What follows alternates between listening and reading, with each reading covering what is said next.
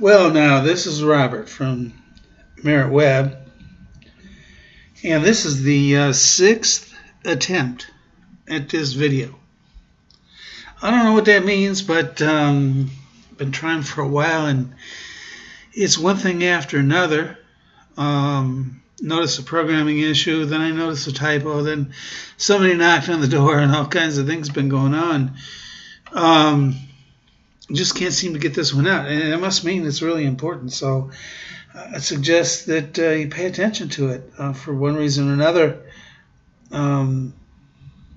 This is the worst time I've ever had trying to do a video. This video, by the way, it's June 5th, 2017, and I have deleted a previous video related to this issue because I've redone this section, and this particular video is on the client care rating. Now, client care rating is extremely important. I've changed it so that on your main quick client screen, you're going to see one of three colors. And you're familiar with these colors because they have to do with you driving a car. Red, yellow, and green. You all know what those colors mean. And I like to use those colors in advisory situations because everybody knows what the colors mean without any real need for explanation. You see here, I'm in Jane Doe's account, and I'll tell you what, I'm going to switch over here. I'm determined not to need to stop and redo this video again. This is John Doe's account, and Jane had too much stuff there that was too good, so we're going to switch over to John because he's got some stuff that is really deficient. I'm going to try and go through this as fast as I can. There's probably 2 hours worth of stuff I could say here. I'm sure that it's a lot more than you want to hear, but you need to listen to my logic here for creating client care rating. The client care rating is for your own benefit. Counselors can be kind of self-justifying people. I didn't say arrogant. You might have heard that, but I said self-justifying. Well, I'm okay. I know the rules say I should be taking notes. The rules say I should be assessing people. I definitely should be identifying problems and creating treatment plans. No reason to treat somebody if you don't have a treatment plan. If you don't have a plan to treat them, you shouldn't be treating them. That's real obvious. But, you know, I know what I'm doing, and I don't need that. I don't need a treatment plan. Well, ethically, yeah, you do. In every single solitary case that you encounter, outside of maybe just the assessment of spiritual gifts, period, the end. If you assess somebody for anything, they came in your office because of a potential problem, you need a treatment plan. You need to identify a problem. You get contacted by your ethics board. You get contacted by an attorney. You're done. All done. You're going to lose your whatever. You lose your house, your business, your reputation, your whatever. Ooh. Didn't know that was going to happen. Yeah, that's how it always happens. Every client that walks into your office is a potential explosion. You're dealing with troubled people. I think sometimes we forget that. I'm a PhD in psychology. Sometimes I forget that. Sometimes I forget the fact that the person who comes in here is vindictive, angry, messed up.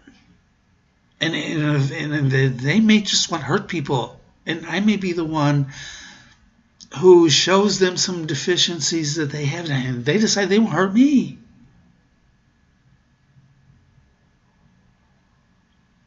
Realize the population you're dealing with here. These people are able to hurt you if they get angry.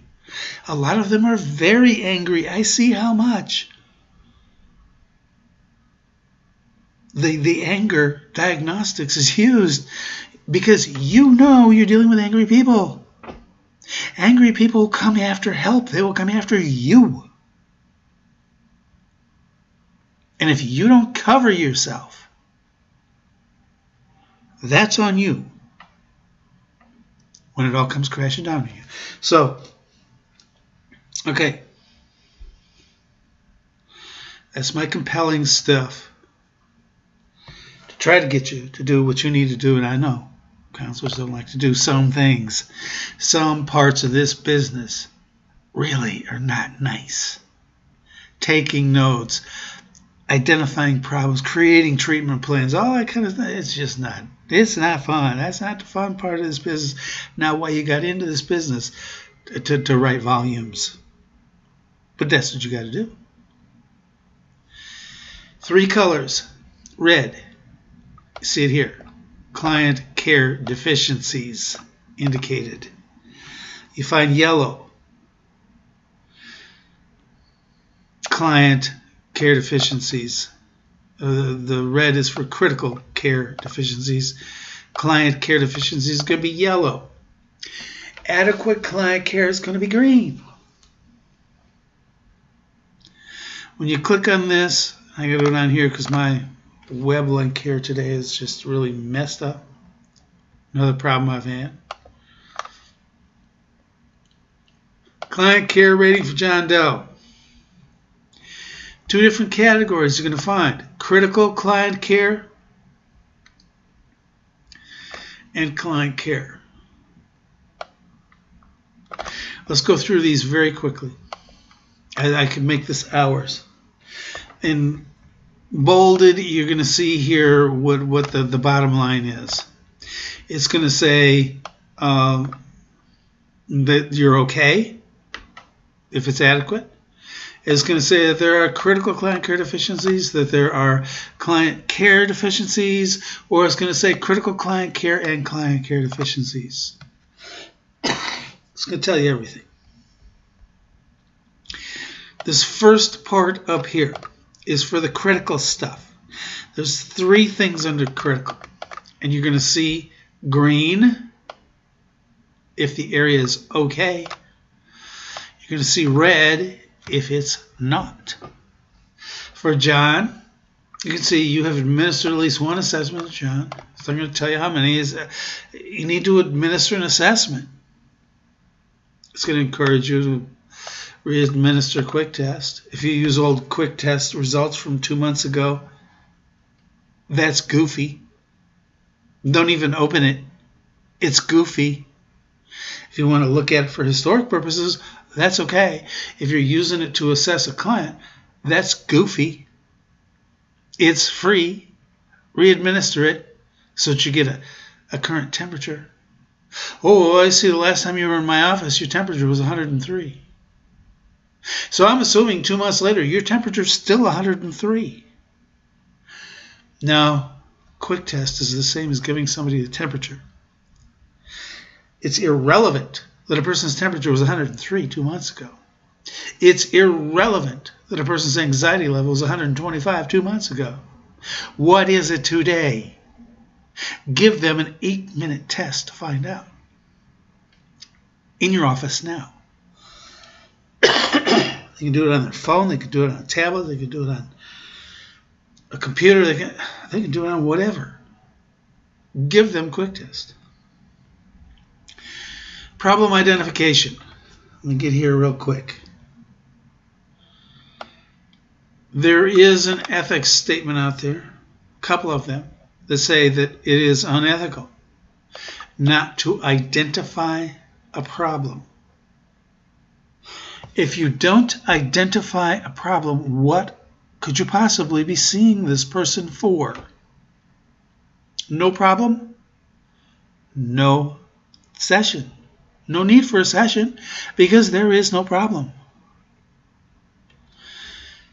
When you identify a problem, you have to go through and say, oh, what am I treating this person for?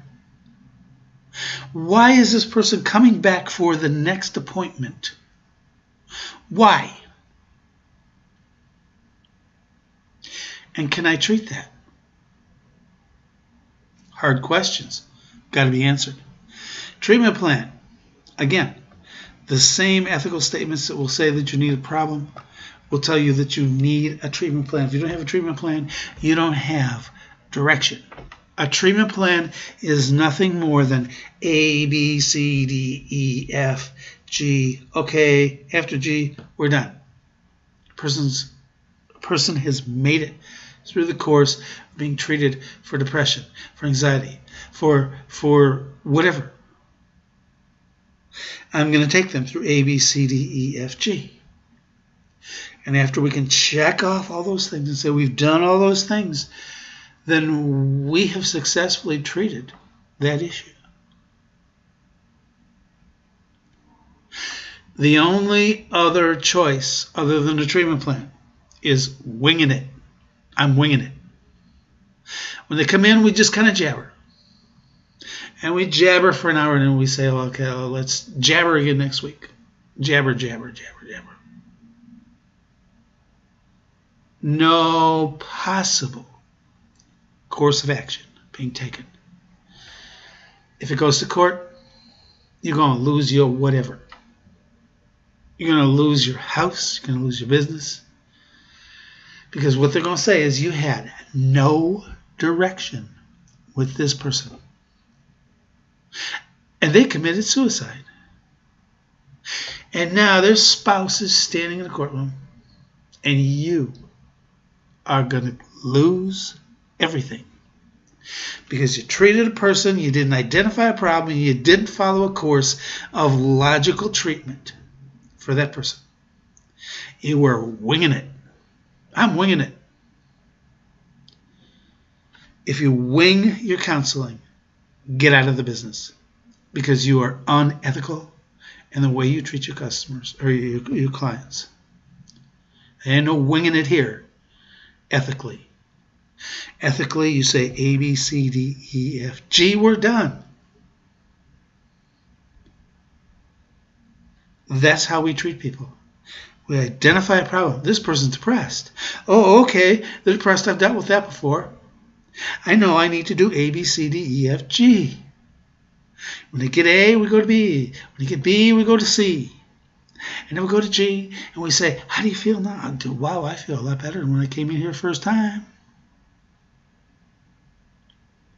No treatment plan, no ethics at all. I am that strong about a treatment plan. And so is the industry that you function in. No lone guns. They always end up falling. Client care procedures. This is the yellow areas. I got to wrap this up soon, but there's 7 areas here. Arbitrarily, I have said you need more than 3. I'd like to see a lot more than that, but sometimes you really can't get there. Defense mechanisms. Man, it's going to show you whether or not this person's moving towards psychosis. Okay, maybe you don't feel you need that. It's okay. ACM Narrative is going to open up the entire world right here. Tells you what you're going to see. You really get to know this person when you collect all this information. The ACM is an industry-wide tool. I didn't make this up.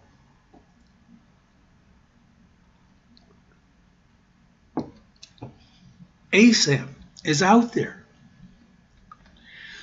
It's used in the addictive community, but man, when you look at what you're collecting for information, you really get to know who this person is. You know, wow, I want to suggest this person does this, but I can't suggest that because I know this about them.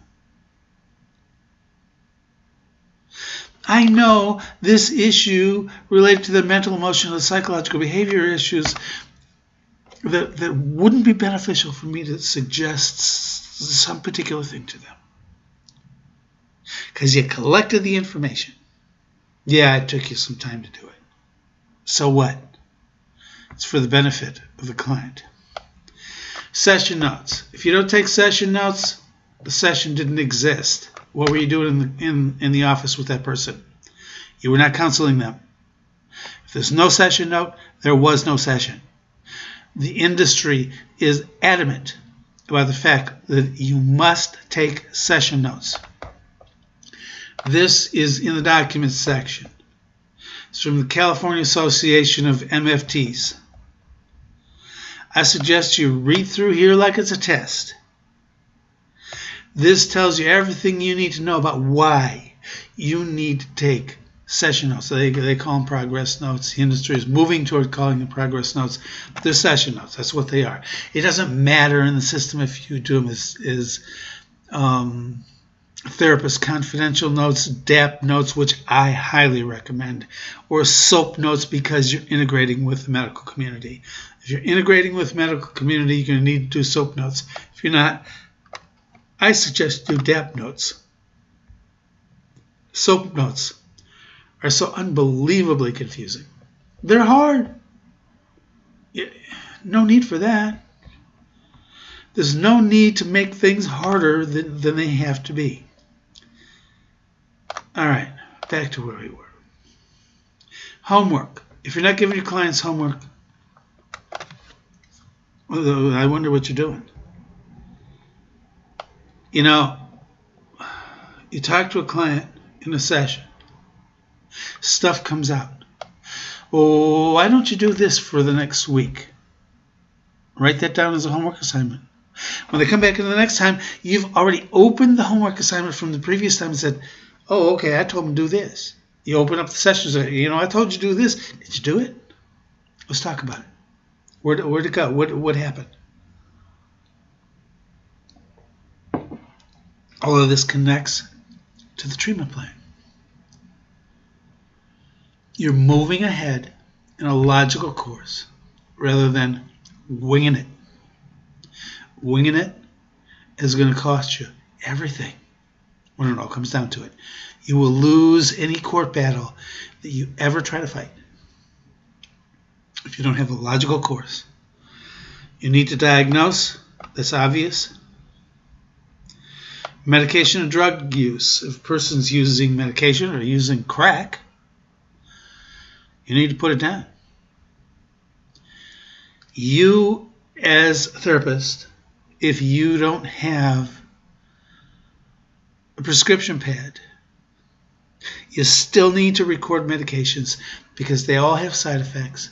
If a person comes in and says, I got this and this and this problem going on, look up the medications. We try to put as many medications up there as possible and put up fact sheets about side effects.